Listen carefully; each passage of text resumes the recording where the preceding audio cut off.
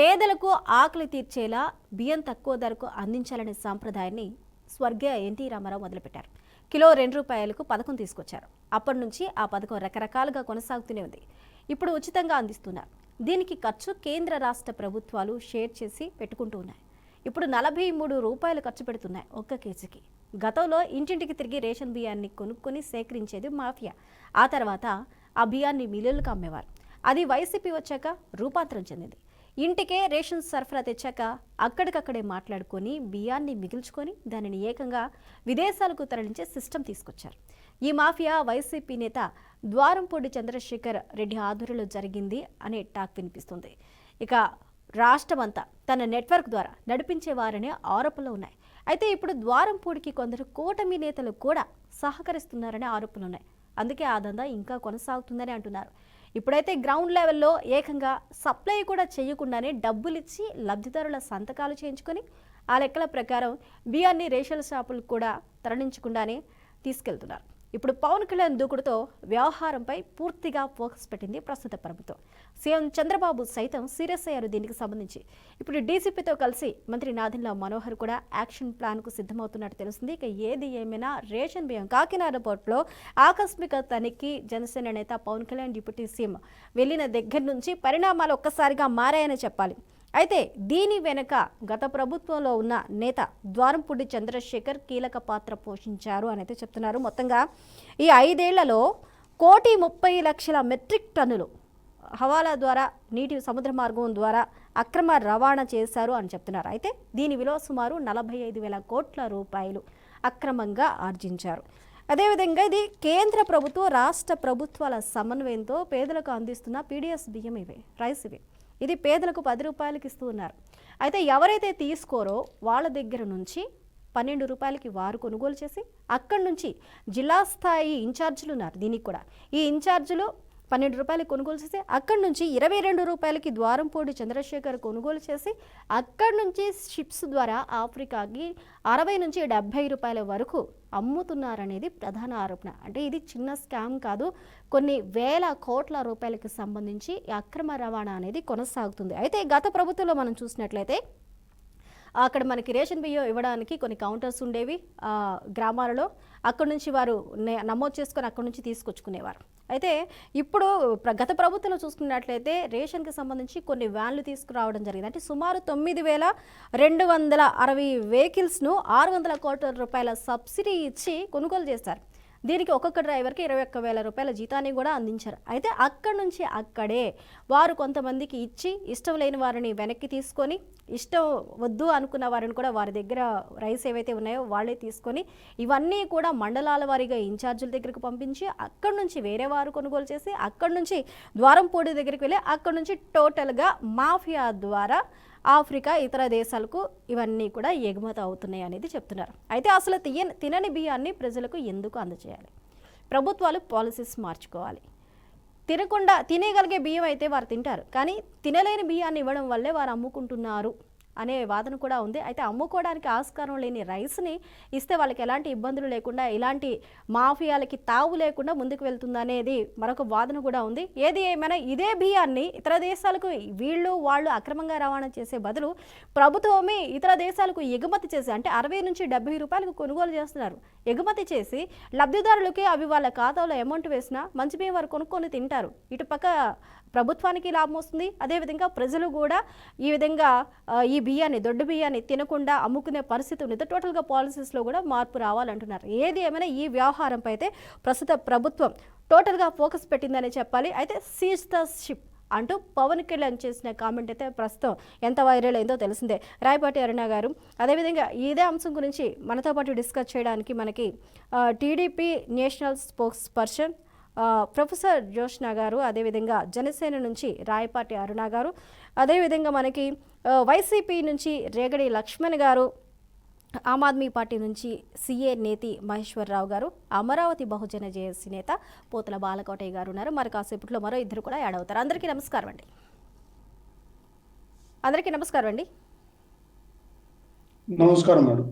నమస్కారం అండి. ముందుగా లక్ష్మణ్ గారు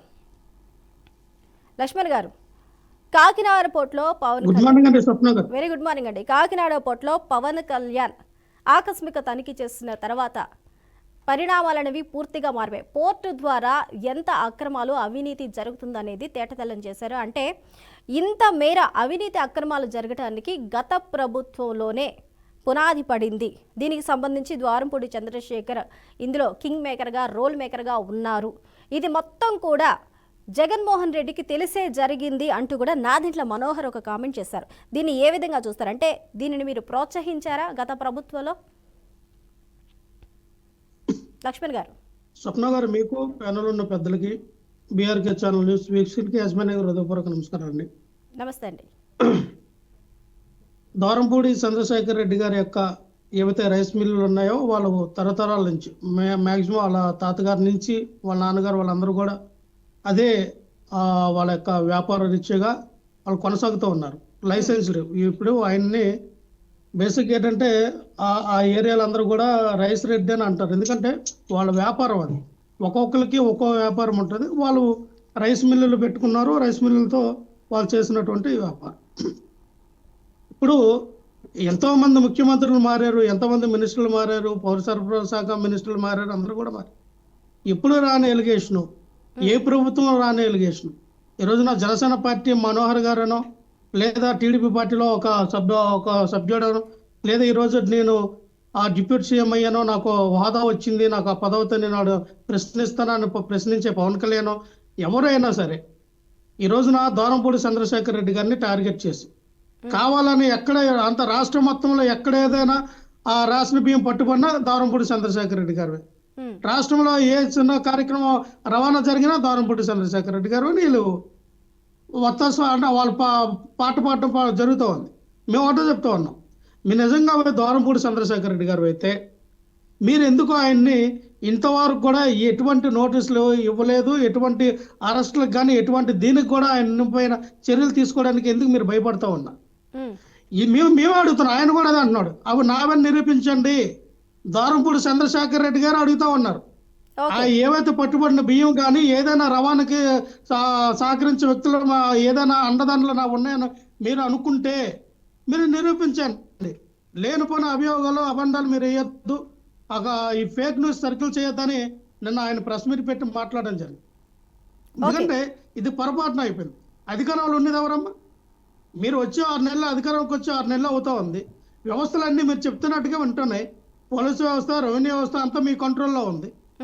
అలాంటప్పుడు అక్కడ తప్పు జరగడానికి ఆస్కారం ఉంది, జరిగింది అంటే మీ శాతకంతనం తెలుస్తుంది కదా. మీరు ఫెయిల్యూర్ అయ్యారు, మీ ఇంటెలిజెన్స్ వ్యవస్థ ఫెయిల్యూర్ అయింది, మీ రెవెన్యూ వ్యవస్థ ఫెయిల్యూర్ అయ్యారు. స్థానిక ఐఏఎస్ అలాగే కలెక్టర్ గారు, ఎస్పీ గారు, డిఎస్పీ గారు ఏం చేస్తూ ఉన్నారు? మీరు అడుగడుగున పెట్టిన చెక్ పోస్టులు, అక్కడ చెక్ పోస్ట్ ఒక్కొక్క చెక్ పోస్ట్ దాటాలంటేనే చాలా రిస్ట్రిక్షన్స్ ఉంటాయి. వాళ్ళకు అనుకూలంగా వాళ్ళ ప్రతిదీ కూడా చెక్ చేసి పంపిస్తూ ఉంటారు. అలాంటిది మీరు పెట్టినటువంటి మనోహర్ గారు 2-3 చెక్ పోస్టులు ఏర్పాటు చేశారు. వాటి కూడా దాటి మీరు పోర్టు వరకు కూడా వెళ్ళి అంటే ఇది ఎవరు తప్పుదాం? ఎవరి యొక్క భీమయ్యి ఉంటాయి? మీ స్థానిక ఎమ్మెల్యే, మీ స్థానిక మినిస్టరు, మీ ప్రభుత్వం యొక్క అండదండలు ఉన్నటువంటి చంద్రబాబు నాయుడు గారి కన్నుసన్నల్లో నారా లోకేష్ గారి యొక్క ప్రోద్బలంతో ఈ యొక్క వ్యవహారం అంతా నడుస్తూ ఉందని తెలుస్తూ ఉంది. ఈ రోజున పవన్ కళ్యాణ్ గారికి ముడుపులు అందలేదనో, పవన్ కళ్యాణ్ గారికి ఆయన వాటా రాలేదనో, ఈ నారా లోకేష్ గారికి చంద్రబాబు నాయుడు గారి వాటాలు వెళ్ళిపోతూ ఉన్నాయి. అరే నేను వెళ్ళి షిప్ మీద నిలబడి ఓజీ మాత్రం ఒక డైలాగ్ చెప్పి సీజ్ ద షిప్ అంటే మనకి రావాల్సిన వాటా మనకు వస్తుందేమని ఆయన మరి భ్రమలు కానీ కళలు కానీ మరి షిప్ మీదకి వెళ్ళి ఆల్రెడీ సీజ్ అయిన షిప్ నే సీజ్ ద షిప్ అన్నారంటే అసలు నాకు అర్థం కావట్లేదు. ఎందుకంటే ఇప్పుడు ఒకవేళ అలా షిప్ ని సీజ్ చేయాలన్నా అది ఇంటర్నేషనల్ షిప్, అది ఎక్కడ నామా దేశం నుంచి అంటే ఆఫ్రికా దేశం నుంచి వచ్చినటువంటి స్టెల్లా ఎల్వన్ ఒక షిప్ ని సీజ్ చేయాలంటే మీకున్న అధికారం ఏంటన్నా? మీరు ఎలాగో అసలు రాజ్యాంగబద్ధంగా మీకు ఒక హోదా డిప్యూటీ సీఎం, జస్ట్ దానివల్ల మీకు ఎటువంటి అధికారాలు ఉండవు, ఎటువంటి పవర్ ఉండవు. మీకున్నటువంటి గ్రామ పంచాయతీ శాఖ, సైన్స్ అండ్ టెక్నాలజీ, ఇంకేవో పరివహన పరిరక్షణ ఏవో 4-5 శాఖలు ఇచ్చారు. వాటి వరకే మీరు పరిమితం అవుతారు తప్ప మీకేదో ఉప ముఖ్యమంత్రి పదవి ఉందని మీకు అతీత శక్తులు ఒక సీఎంకు ఉన్నటువంటి పవర్స్ అయితే మీకు ఉండవు. అలాగే ఒక సీఎం కూడా దాన్ని సీజ్ చేయలేరు. ఓకే, ఓకే అది లక్ష్మణ్ గారు, కేంద్ర ప్రభుత్వం లక్ష్మణ్ గారు ఒక్క నిమిషం అండి. ఆధీనంలో ఉంటాయి పోర్టులన్నీ కూడా. ఓకే లక్ష్మణ్ గారు, ఏదైనా చేస్తే మోడీ గారు కేంద్ర ప్రభుత్వ సంస్థలో వాళ్ళ యొక్క ఎన్ఐఏకే కానీ ఐబీకి కానీ వీళ్ళు సమాచారం ఇవ్వాలి. మీరు ఎన్ఐకి సమాచారం ఇవ్వలేదు, ఐబీకి సమాచారం ఇవ్వాలా? ఏమైనా ఐబీ కానీ ఎన్ఐఏ వాళ్ళు కానీ మీ దగ్గరకు వచ్చి ఏమైనా ఎస్ రండి మేము అసలు అలా షిప్ ఏం జరుగుతూ ఉంది, ఎందుకు 52,000 మెట్రిక్ టన్నులు బియ్యం దొరికినాయి, అసలు దీని కారుకులు ఎవరు, అసలు ఏం జరుగుతుందన్న కథ మీరేమైనా ఇక్కడి నుంచి మీరు వచ్చిన 6 నెలల నుంచి మీరు అధికారంలో రాకముందు నుంచి 6 నెలల క్రితం ఇదే మనోహర్ గారు చాలా సార్లు అలిగేషన్ తీసుకొచ్చారు చంద్రశేఖర్ రెడ్డి గారి మీద. అంటే 1 year ఈ గ్యాప్ లో మీరేం సాధించారు, ఏం నిరూపించగలిగారు? ఓకే ఓకే లక్ష్మణ్ గారు, లక్ష్మణ్ గారు ఒక్క నిమిషం అండి, లక్ష్మణ్ గారు ఒక్క నిమిషం హోల్డ్ లో ఉండండి. అరుణ గారు నమస్తే, రాయపాటి అరుణ గారు. అసలు షిప్ ని సీజ్ చేయడానికి పవన్ కళ్యాణ్ ఎవరు? ఒక డిప్యూటీ సీఎంకి ఏం అధికారాలు ఉన్నాయి? ఒక పోర్టులు అంటే కేంద్ర ప్రభుత్వ ఆధీనంలో ఉంటాయి కాబట్టి సీజ్ చేసే రైటు డిప్యూటీ సీఎంకే కాదు, పవన్ కళ్యాణ్కి మాత్రమే కాదు, చంద్రబాబు నాయుడు కూడా ఎలాంటి అధికారాలు లేవు అనేది వారి వాదన. నిజంగా ఇందులో అక్రమాలు జరిగాయంటే నిరూపించండి అంటూ కూడా ద్వారంపడి సవాల్ విసురుతున్నారు. ఇప్పటివరకు ఎఫ్ఐఆర్ అనేది ఎందుకు నమోదు చేయలేదు, ఎవరిని అరెస్ట్ ఎందుకు చేయలేదు, అసలు సీజ్ చేయడానికి వీళ్ళు ఎవరు, మీరేమంటారు? ఎలాంటి అధికారాలు లేవా రాష్ట్ర ప్రభుత్వానికి? అక్కడ పవన్ కళ్యాణ్ నుంచి స్టేట్మెంట్ కూడా ఒకసారి చూసుకోవాలి. కేంద్ర ప్రభుత్వం నుంచి కానీ ఇతరుల దగ్గర నుంచి కానీ ఇతరుల దగ్గర నుంచి ఎలాంటి ప్రెషర్ వచ్చినా కానీ నేను చూసుకుంటాను కేంద్ర ప్రభుత్వం నుంచి అనేది కూడా ఆయన ఒక స్టేట్మెంట్ ఇచ్చారు అక్కడ. అది కూడా మనకి విన్నాము, అది విజువల్లో కూడా మనకి కనిపిస్తూ ఉంటుంది. అరుణ గారు చెప్పండి. పెనలోని పెద్దలకి, మీకు వీక్షకులకు నమస్కారం మేడం. నమస్తే. ఆంధ్రప్రదేశ్ సముద్ర తీర జలాల్లో ఆంధ్రప్రదేశ్ పరిధిలో ఉన్నటువంటి కోస్టల్ కారిడార్ లో ఒక క్రైమ్ జరుగుతున్నప్పుడు 100% ఆ రాష్ట్ర గవర్నమెంట్ కి కన్సర్న్ డిపార్ట్మెంట్స్ ద్వారా ఆ జరిగినటువంటి క్రైమ్ మీద యాక్షన్ తీసుకునేటువంటి ఛాన్సెస్ 100% యాజ్ పర్ లా ఉంది. ఇప్పుడు మన తీర్థం జలాలు దాటి గనక వెళ్ళి ఉంటే ఆ షిప్ ని సీజ్ చేసేటువంటి రైట్ మన గవర్నమెంట్ కి లేదు కానివ్వండి. అక్కడ పవన్ కళ్యాణ్ గారిని మీరు సపరేట్ గా పవన్ కళ్యాణ్ గారు అన్నట్లుగా చూడొద్దా? ఆ సిచ్యువేషన్ కి ఆయన గవర్నమెంట్ లో ఉన్నారు కాబట్టి ఆంధ్రప్రదేశ్ గవర్నమెంట్ అక్కడ దొరికినటువంటి ఒక క్రైమ్ ని సీజ్ చేసింది. కన్సర్న్ షిప్ యొక్క ఓనర్షిప్ కానివ్వండి, లేదంటే దానికి సంబంధించి ఏ రైస్ అయితే రాంగ్ పర్పస్ లో లిఫ్ట్ చేయబడ్డాయని చెప్పేసి అభియోగం ఉందో దానికి సంబంధించిన వ్యక్తులు కానివ్వండి, ఇది సరైన మార్గంలోనే వెళుతోంది, దీనికి లీగల్ ఆస్పెక్ట్స్ అన్ని కూడా సపోర్టివ్ గానే ఉన్నాయని చెప్పేసి చూయించుకోగలిగితే వచ్చి గవర్నమెంట్ దగ్గర వారికి ఉన్నటువంటి రైట్స్ ప్రకారం దాన్ని రిలీజ్ చేసుకోవచ్చు. కానీ ప్రస్తుతానికి అయితే మన జలాల్లో జరిగింది కాబట్టి ఖచ్చితంగా మన గవర్నమెంట్ కి ఆ షిప్ ని సీజ్ చేసేటువంటి రైట్ ఉంది. ఇంకోటి 5 నెలల పాటు జరిగినటువంటి ఎన్నో రేషన్ దాడులు, 1 కాదు 2 కాదు, number of times Nadella Manohar గారు కాకినాడనే కేంద్రంగా ఎన్నో సార్లు గోడౌన్ సీజ్ చేయడం, రైస్ ని సీజ్ చేయడం జరిగింది. కానీ కాకినాడ పోర్ట్ విజిట్ కి వెళ్ళడానికి మాత్రం చాలా ఆటంకాలు ఎదురయ్యాయి. అక్కడ ఏం జరుగుతోంది, ఏం లిఫ్ట్ చేస్తున్నారు, ఏం వస్తున్నాయి అనేటువంటి కనీసపు ఇన్ఫర్మేషన్ కూడా ప్రభుత్వానికి తెలియని స్థాయిలో అక్కడ ఒక మాఫియా రన్ అవుతుంది. అక్కడ ఉన్నటువంటి ప్రభుత్వ యంత్రాంగాలు కూడా, పొలిటికల్ బాడీ కాదు గవర్నమెంట్ బాడీ ఎవరైతే ఉన్నారో వాళ్ళు రాజకీయాలకు అతీతంగా పనిచేయాల్సినటువంటి వ్యక్తులు కూడా కొన్ని ఆర్థిక లావాదేవీలకు కట్టుబడి అక్కడ ఉన్నటువంటి ఆ క్రైమ్ కి వీళ్ళు కూడా సపోర్ట్ చేస్తున్నారు అన్నది నిన్న 2-3 ప్రెస్ మీట్ల తర్వాత మనకి తెలిసినటువంటి అంశం. అందులో భాగంగానే పవన్ కళ్యాణ్ గారు అక్కడికి పర్యటనకు వస్తున్నారని తెలిసిన వెంటనే స్థానికంగా ఉన్నటువంటి ఎస్పీ సెలవులో వెళ్ళడం, ఒక ఐఏఎస్ సీజ్ చేసినటువంటి బియ్యాన్ని బ్యాంక్ గ్యారెంటీలు చూయించి ఇవి ఇల్లీగల్ రైస్ కాదు, ఇవి లీగల్ రైస్, తర్వాత ఏమన్నా తేడాలు వస్తే మాది పూచి అన్నట్లుగా బ్యాంకు పూచీకత్తు కొందరు వ్యక్తులు వ్యాపారస్తులు వచ్చి బ్యాంకు పూచీకత్తు ఇచ్చి వాటిని విడుదల చేయించి మళ్ళీ షిప్ కు లిఫ్ట్ చేయడం. ఇది జరిగిన తర్వాతే పవన్ కళ్యాణ్ గారు అక్కడి నుంచి రావడం జరిగింది. ఒక ఐఏఎస్ సీజ్ చేసినటువంటి బియ్యాన్ని బ్యాంక్ గ్యారెంటీతో రిలీజ్ చేశారు అంటే, ఒక ఐఏఎస్ సీజ్ చేశాడంటే అవి ఇల్లీగల్ అని చెప్పేసి ఎలాంటి ఆధారాలు లేకుండా సీజ్ చేయరు. కానీ సీజ్ చేసిన తర్వాత బ్యాంక్ గ్యారెంటీలతో ఒత్తిడి తీసుకొచ్చారు అంటే ఎంత పెద్ద వ్యక్తులు ఉంటే ఇట్లాంటివి జరుగుతున్నాయి. గత 5 నెలలుగా దీన్ని ఎందుకు మనం కట్టడి చేయలేకపోతున్నాం? గత గవర్నమెంట్ అంటే వాంటెడ్ గా సపోర్ట్ చేసింది, దానికి ఒక వ్యాన్లు కూడా క్రియేట్ చేసుకుని వ్యాన్ల ద్వారా సపోర్ట్ చేసుకున్నారు, ఇవన్నీ జరిగినాయి. కాబట్టి అప్పట్లో మనం ఎన్నిసార్లు రేషన్ మాఫీ జరుగుతుందన్నా కానీ దాని గురించి ఎవరు పట్టించుకోవాలి. కానీ వాళ్ళ మన గవర్నమెంట్ వచ్చిన తర్వాత కూడా ఎలాంటి శక్తులు పనిచేస్తున్నాయి, ఎవరు ఒత్తిడికి లొంగుతున్నారు వీళ్ళు అని చెప్పేసి పవన్ కళ్యాణ్ గారు ఈ విషయం మీద డైరెక్ట్ గా ఆయన వచ్చి మాట్లాడడం జరిగింది. ఇందాక రేగల లక్ష్మణరావు గారు ఒక మాట అన్నారు, పవన్ కళ్యాణ్ గారికి ముడుపులు రావట్లేదు అని చెప్పేసి. నాకు తెలిసినంత వరకు పాపం ఆయనకు ఆత్మసాక్షి ఇంకా బతికే ఉందని నేను అనుకుంటున్నాను. పవన్ కళ్యాణ్ గారితో ఆయన కూడా గతంలో కలిసి పనిచేశారు కాబట్టి ఆయన పవన్ కళ్యాణ్ గారి వ్యక్తిత్వం తెలుసు అని నేను అనుకుంటున్నాను. పవన్ కళ్యాణ్ అనే వ్యక్తి డబ్బులకు లొంగే వ్యక్తి కాదు ఆయన, బాధ్యతలకే లొంగే శక్తి అన్న విషయం ఆంధ్రప్రదేశ్ కాదు ఎంటైర్ ఇండియా మొత్తం తెలుసు. ఇవాళ ఏదో మెడలో బులుక్ కండవ పడగానే మన వ్యక్తిత్వాన్ని కోల్పోయి ఆత్మహననం చేసుకుని నోటికి ఏదొస్తే అది మాట్లాడకూడదు, అది మనల్ని మనమే చంపుకుంటున్నట్టు ఎదుటి వాళ్ళని కాదన్న విషయాన్ని రేగల లక్ష్మణరావు గారు గమనించుకోవాలి.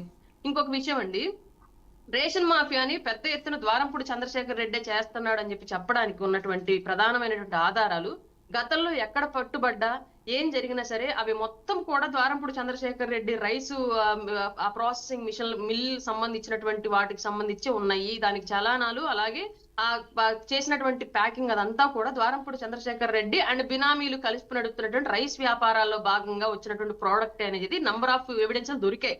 కానీ అవి ఇల్లీగల్ రైసా లీగల్ రైసా, ఇల్లీగల్ రైస్ పట్టుబడితే దానికి ఏ విధమైన కేసులు పెట్టాలి, ఆ కేసుల ద్వారా ద్వారంపూడి చంద్రశేఖర్ రెడ్డిని ప్రజలు ఊహిస్తున్నటువంటి సినిమాటిక్ రేంజ్ లో అరెస్ట్ చేసి లాక్కెళ్ళగలరా, లేదంటే ఏదో సింపుల్ గా మెజిస్ట్రేట్ ముందు హాజరుపరిచి చలానాలు కట్టించగలిగి తీసుకొచ్చి చట్టాలే ఉన్నాయి అనేది ఇవాళ పెద్ద ఎత్తున మనకు చర్చలు జరపాల్సిన అంశం. ఒక రేషన్ బియ్యం మాఫియా జరిగితే దానికి ఉన్నటువంటి చట్టాలు ఏంటి, ఆ మాఫియా జరగకుండా ఎక్కడి నుంచి కట్టడి చేయాలి, మాఫియా జరుగుతుందని మనం అంటున్నాము, ఇష్టపడి ప్రజలు అమ్మేస్తున్నారు దాన్ని వీళ్ళు బిజినెస్ చేసుకుంటున్నారని చెప్పేసి అవతల వాళ్ళు అంటున్నారు, దీన్ని ఎక్కడ కట్టడి చేయాలి, ఎలాంటి సంస్కరణలు దీనిలో తీసుకురావాలన్న అంశం మీద వాళ్ళు ప్రధానంగా జరగాల్సిన అంశం. పేదలకు నిజంగానే బియ్యం ఇష్టలేక రిజెక్ట్ చేస్తుంటే అవి వీళ్ళు వ్యాపారం చేసుకుంటున్నారా, లేదంటే పేదల దగ్గర నుంచి అసలు ఇవ్వకుండానే బలవంతంగానో లేదంటే ఇంకో రకంగా మభ్య పెట్టి వాళ్ళకి సంబంధం లేకుండా వీళ్ళే సైడ్ చేసేసి అమ్ముకుంటున్నారు అన్నది వాళ్ళు ప్రధానంగా చర్చకు రావాల్సిన అంశం. ఈ రేషన్ బియ్యము ఉపయోగించే వాళ్ళు ఎక్కువ మంది లేకపోవడం వల్లే ఇట్లాంటి క్రైమ్ జరుగుతోంది. కాబట్టి దీన్ని ఎలా ప్రజల్లోకి నష్టం జరగకుండా దీన్ని సరైన మార్గంలోకి తీసుకురావాలన్న కాన్సెప్ట్ మీద వాళ్ళు చర్చ జరిగితే బాగుంటుంది. ఆల్రెడీ మాఫియా ఇప్పుడు మీరు ఈ సంవత్సరం ఈ 5 నెలల పాటు మీరు ఒక విషయం గమనించినట్లయితే స్టేట్ లో గతంలో before Jaganmohan Reddy ration dealer షాపుల కోసం ఎవరు ఇంతలా ఎగబడల. జగన్మోహన్ రెడ్డి వచ్చి ఈ వ్యాన్లు అనే కాన్సెప్ట్ తీసుకొచ్చి బియ్యం అనే వాటిని పెద్ద ఎత్తున ఎక్స్పోర్ట్ చేసుకోవచ్చు, దీని ద్వారా ఇంత కోట్ల రూపాయల ఆదాయం జరుగుతోంది అని చెప్పేసి రాష్ట్రంలో ఉన్నటువంటి వివిధ ధనిక మనస్తత్వం ఉన్నటువంటి వర్గాలకు అతను ఒక దారి చూపించిన తర్వాత ఈ 5 నెలలలో రేషన్ షాపుల కోసం మా కూటమిలో వచ్చిన వాళ్ళు కూడా రేషన్ షాపులు మాకు కావాలని ఎగబడ్డ విషయం నేను ఓపెన్ గా చూశాను. కారణం ఏంటి అంటే అతను ఒక దారి చూపించాడు, ఆ దారిలో మనం కూడా ఆర్థికంగా ఎంతో కొంత లబ్ధి పొందొచ్చు అన్నటువంటి దురుద్దేశం కొంతమంది మనసుల్లో పుట్టింది. కాబట్టి రేషన్ షాపులు అనేవి పబ్లిక్ డిస్ట్రిబ్యూషన్ పర్పస్ అనేది కాకుండా రేషన్ షాపులు అనేవి మనీ ఎక్స్పెక్టేషన్స్ అన్న పర్పస్ లోకి వెళ్ళిపోయాయి. కాబట్టి వాళ్ళు ఇట్లాంటి సిచ్యువేషన్ స్టేట్ లో కొనసాగుతూ ఉంది. డబ్బుకు లోకం దాసోహం అన్నట్లు గత ప్రభుత్వం తప్పు చేసినట్లే ఇప్పుడున్నటువంటి కొందరు వ్యక్తులు నాయకులు కూడా దీంట్లో ఇన్వాల్వ్ అవ్వడానికి సిద్ధపడి ఉన్నారు. కాబట్టి ఇది ఇంకా కొనసాగుతూ ఉంది. ఓకే అరుణ గారు ఒక్క నిమిషం హోల్లో ఉండండి. బాలకోటి గారు ఈ రేషన్ బియ్యం అక్రమ రవాణా మాఫియాకు సంబంధించి ఎవరైతే ప్రెజెంట్ కూటమిలో ఉన్న నేతలు కూడా హస్తం ఉంది, వారు కూడా ఇందులో ఇన్వాల్వ్ అయి ఉన్నారు. అందుకే స్థానికంగా ఉన్న ఎమ్మెల్యేలు కానీ లేకపోతే ఇతర అధికారులు కానీ అన్నీ తెలిసి కూడా మాట్లాడడం లేదు. వారికి అందవలసిన ముడుపులు ఏవైతే ఉన్నాయో వారికి అందుతూ ఉన్నాయి.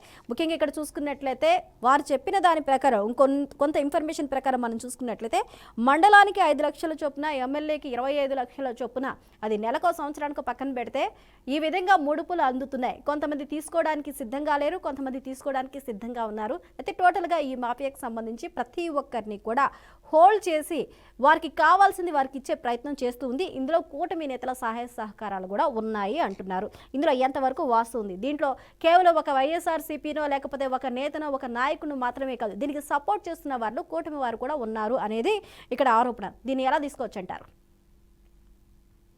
స్వప్న గారు నమస్తే. నమస్తే అండి. డిబేట్లో ఉన్న మిత్రులందరూ కూడా నమస్కారాలు. స్వప్న గారు, బియ్యాన్ని ఎలుకలు తింటాయి, పంది కుక్కలు తింటాయి, పంది కుక్కలు లాంటి నాయకులు కూడా తింటారు. ఇదే ఈరోజు జరుగుతుందేం కాదు. ఏ ప్రభుత్వం, ఆ ప్రభుత్వమైనా ఈ ప్రభుత్వమైనా అక్రమార్కులే. కాకపోతే ఏంటంటే గతంలో ఓ పావలా తినేవాళ్ళు, వైసీపీ పరిపాలన 5 ఏళ్ళలో ఆ పావలా కాస్త రూపాయికి చేరింది. ఇప్పుడు పరిపాలన అంతా తెల్ల కాగితం, మేము శుద్ధులం, చాలా చక్కని తెల్ల పేపర్ల పరిపాలన అందిస్తున్నాం అనేది పవన్ కళ్యాణ్ గారికి చెప్పడం ఆయన ఉద్దేశం కాదు. వ్యవస్థలో లోపాలు ఉన్నాయి, తప్పులు జరుగుతున్నాయి. గత ప్రభుత్వంలో తప్పులు జరిగినాయి, అంతకుముందు కూడా కొన్ని తప్పులు జరిగినాయి. వాటిని మనం సరిదిద్దాలి, వాటిని ప్రక్షాళన చేయాలి అని ఒక తపన కనిపిస్తుంది. ఇందులో తప్పే ఉంది. నిజానికి ద్వారంపూడి చంద్రశేఖర్ రెడ్డి గారి పేరే రైసిరెడ్డి. సరే ఆయన సక్రమంగా అమ్మాడా అక్రమంగా అమ్మాడా నాకు అర్థం కావట్లేదు. నేను నాదెండ్ల మనోహర్ గారి ప్రెస్ మీటు ఈ పోర్టులు కడుతుంది కూడా బియ్యం ఎగుమతి కోసమే కడుతున్నట్టున్నారు. వీళ్ళు చెప్తున్న పోర్టులు అక్రమంగా బియ్యాన్ని తరలించడం కోసం కడుతున్నట్టున్నారు వీళ్ళు. గంగవరం పోర్టు ద్వారా 2,20,000 టన్నుల ఎగుమతి. అలాగే విశాఖపట్నం పోర్టు ద్వారా 38 లక్షల టన్నులు. కాకినాడ పోర్టు ద్వారా 1,31,00,000 టన్నులు. ఇవన్నీ తప్పునే కదా. కాకపోతే ఏంటంటే నేను అనేది ఏంటంటే పవన్ కళ్యాణ్ గారు మాట్లాడారు కాబట్టి అక్కడ ఏమీ జరగటం లేదు, ద్వారంపొడి మీద కక్ష బట్టి మాట్లాడాడు అనేదైతే చాలా అబద్ధం. తప్పులు జరుగుతున్న మాట యథార్థం. జరిగిని ఓ నోరున్నవాడిదే రాజ్యం అన్నట్టుగా, బెత్త ఉన్నవాడిదే బెర్ర అన్నట్టుగా ఆయా ప్రాంతాల్లో డబ్బున్నోడు పరిసి కింద మీద కొట్టుకునేవాడు ఈ అక్రమాలు చేస్తూనే ఉంటాడు. కాకపోతే నాకు తెలిసి ఆంధ్రప్రదేశ్లో చాలా మంది వైసీపీ నాయకులు కూడా అంకుశం సినిమాలో రాజశేఖర రెడ్డి కనుక చార్మినార్ చౌరస్తా దగ్గర నుంచి విలన్న కొట్టుకుంటూ ఎలా అయితే తెచ్చాడో అలాంటి సీన్ ఒకటి చూడాలనిపిస్తుంది వాళ్ళకు కూడా. కూటమి ప్రభుత్వం 6 నెలలు అయినా కూడా అధికారంలోకి వెళ్ళాలి సీన్ ఒకటి జరగడం వల్ల. నిజానికి ఏంటంటే అలాంటి శిక్షలు కూడా వీళ్ళు అర్హులే. విచ్చలవిడి దోపిడీ జరిగిన మాట యథార్థం మేడం. ఇప్పుడు గంజాయి దొరికింది, పైపెచ్చు దప్పు కొట్టినట్ట సీజ్ చేస్తారు, నీకేం అనుమతి ఉంది? అసలు పవన్ కళ్యాణ్ అంటే ఏంటి? Is a one of the government, అతను ఉప ముఖ్యమంత్రి, ఆయనకుండే రైట్స్ ఆయనకుండే. అతనేమి సినిమాలు తీసుకునే హీరో కాదు కదా. ఇప్పుడు అతను ప్రభుత్వంలో అంతర్భాగి కదా. ఇప్పుడు ఆయన ఏమంటాడంటే బియ్యాన్ని ఇలా ఎగుమతి చేస్తున్నారు, ఇలా ఎగుమతి చేస్తుందని రేపు పొద్దున ఆయుధాలు ఎగుమతి చేస్తే లేదంటే తీవ్రవాదులు ఎగుమతి చేస్తే దేశ భద్రత ఏమవుతుందని ప్రశ్న చేశాడు. నాకు కూడా జర్నలిస్ట్గా నాకు ఒక అనుభవం ఉంది. శ్రీలంక ఎల్టీటీ తమిళలకి తెలంగాణలో ఉన్న బొగ్గు గనుల దగ్గర నుంచి డెటనేటర్లు వెళ్ళాయి అప్పట్లో. మేము కూడా వార్తలు రాసిన వాళ్ళం. అప్పుడు పోలీస్ అధికారులు ప్రెస్ మీట్లు పెట్టి చెప్పారు, దొంగలు ఎక్కడో బయట నుంచి రారు, ఇక్కడే ఉంటారు. కాకపోతే అంటే చిన్నసారు పెద్ద సారు. ఓకే బాలకోటయ్య గారు, ఒకసారి సిగ్నల్ వీక్ అయింది, ఒకసారి చూసుకోండి మీరు, ఒకసారి నెట్వర్క్ చూసుకోండి. అండ్ మహేశ్వరరావు గారు ఒక్క మాట చెప్పండి.